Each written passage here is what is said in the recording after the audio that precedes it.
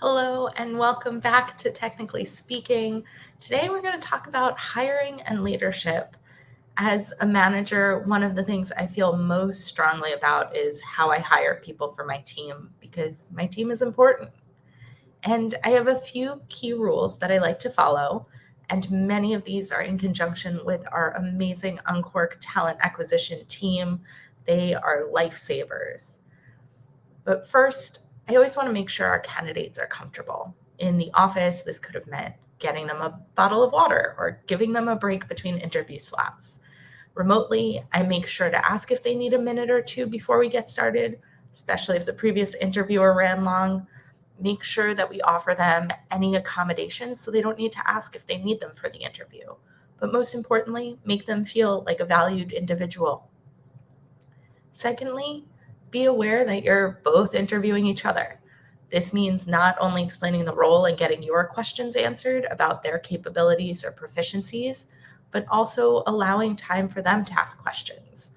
I like to talk a lot about the team in addition to their role and what their onboarding process might be like so they know what to expect. Third, determine whether a job opening is an opportunity to hire someone more junior. Yep, you heard that last one right. Take your super senior opening and hire someone junior. There are a few reasons that I like to think about this. The first one applies to whatever level you hire, but most importantly, when you hire junior folks. They come in with new ideas.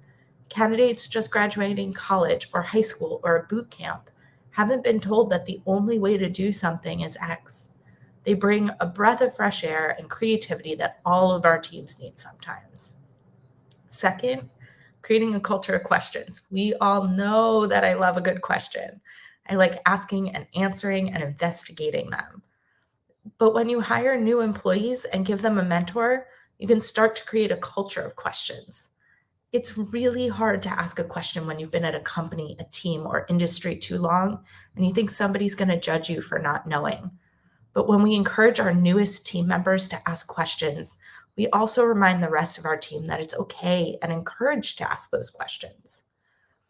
The third reason is that everyone needs their break into the industry. If every company or hiring manager moved to an I can only hire a senior engineer with 12 years experience stance, there would be no engineers with 12 years experience. Everyone needs that first job to start building that level of experience that we want. And lastly, and to me, most importantly, I think real leaders take the time to train and grow their teams. It takes effort and energy to train someone, to onboard them, and then to continuously grow them as they learn new things. My goal with each of the people that works for me is to celebrate their wins, give them new but attainable challenges, and open doors for them to grow. But that takes a lot of time and energy. So, first question, why do I invest that time and energy? I have three main reasons. First, improve employee retention. Employees are more likely to stay at a company that invests in their growth and development. By providing your team members with opportunities to learn and develop your skills, you can improve employee retention and reduce that turnover. Second, foster a positive work culture. Culture of learning and development can help create a positive work environment. By investing in your junior team members and all of your team members, you demonstrate to them that you value their contributions and are committed to their professional growth. Third, staying competitive. The tech industry is constantly evolving. We all know it and we all see it. But companies that invest in their employees' development are more likely to stay competitive.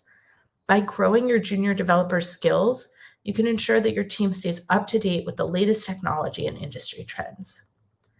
One thing I've learned is I don't want to be on a team where the leader isn't willing to hire the most junior person in the stack of resumes just because they don't have the time, energy, or willingness to onboard them properly.